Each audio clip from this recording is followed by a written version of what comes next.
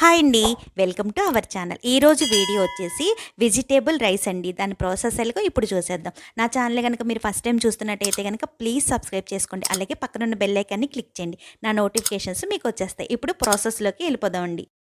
ఇలాగా మిక్సీ గిన్నె ఒకటి తీసుకొని అందులోకి 1 టీ స్పూను ధనియాలు వేసుకోవాలండి. 1/2 టీ స్పూను జీలకర్ర వేసుకోవాలి. 4-5 పచ్చిమిర్చి వేసుకోవాలండి. మొత్తం రైస్కి ఇదే కారం కాబట్టి మీరు తినే కారాన్ని బట్టి పచ్చిమిర్చి అనేది వేసుకోండి. ఇప్పుడు ఇందులోకి కొంచెం కొత్తిమీర వేసుకోవాలండి. ఇప్పుడు ఇందులోకి కొంచెం పుదీనా వేసుకోవాలి. ఇప్పుడు 4 వెల్లుల్లిపాయ రెబ్బలు వేసుకోవాలండి. కొంచెం అల్లం ముక్క వేసుకోవాలి. ఒక 1 ఇంచు అల్లం అయితే సరిపోతుందండి. ఇప్పుడు ఇందులోకి 2 టేబుల్ స్పూన్లు పెరుగు వేసుకోవాలండి. ఇప్పుడు ఇందులోకి 1/2 చెక్క నిమ్మరసాన్ని పిండుకోవాలి. ఒకవేళ పెరుగు పుల్లగా ఉంటే కనుక నిమ్మరసాన్ని వేసుకొని అవసరం లేదండి. పెరుగు కనుక పుల్లగా లేకపోతే కనుక 1/2 చెక్క నిమ్మరసాన్ని వేసుకోవాలి. ఇప్పుడు ఇందులోకి కొంచెం ఉప్పు వేసుకొని మిక్సీ పట్టుకోవాలండి. కొంచెం వాటర్ అనేది పోసుకొని ఈ కన్సిస్టెన్సీలోని మిక్సీ పట్టుకొని పక్కన పెట్టుకోవాలి. ఇప్పుడు స్టవ్ వెలిగించి స్టవ్ మీద కళాయి పెట్టుకొని అందులోని 1 టేబుల్ స్పూన్ ఆయిల్ వేసుకోవాలండి. ఆయిల్ కొంచెం వేడెక్కాక ఇందులోకి అనాస పువ్వు కొంచెం, జాపత్రి కొంచెం, 2 యాలకులు, 4 లవంగాలు, చిన్న దాచిన చెక్క వేసుకోవాలండి. ఇప్పుడు ఇందులోకి సన్నగా కట్ చేసుకున్న మీడియం సైజు ఉల్లిపాయ ఒకటి వేసుకోవాలండి. ఇది కొంచెం సేపు ఇలాగా వేయించుకోవాలండి. మరీ ఆగనవసరం లేదండి. కొంచెం సేపు ఇలాగా వేయించేసుకున్నాక ఇందులోకి మీడియం సైజు టమాటా తీసుకొని ముక్కలుగా కట్ చేసుకున్నవి ఇందులో వేసుకోవాలండి.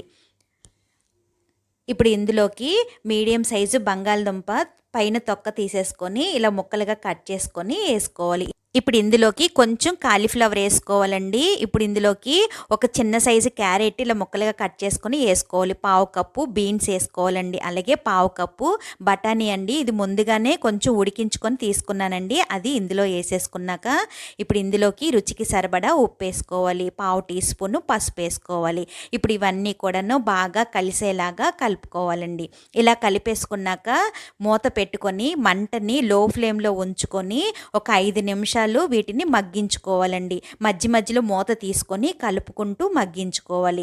ఇప్పుడు 5 నిమిషాలు అయిపోయాక మూత ఓపెన్ చేసుకొని ఇవన్నీ కూడా ఒకసారి ఇలాగా కలిపేసుకోవాలండి. ఇలా కలిపేసుకున్నాక మనం ముందుగానే మిక్సీ పట్టుకొని పక్కన పెట్టుకున్నాం కదండి పచ్చిమిర్చి, పుదీనా, కొత్తిమీర, అదంతా కూడాను ఇందులోని వేసేసుకోవాలి.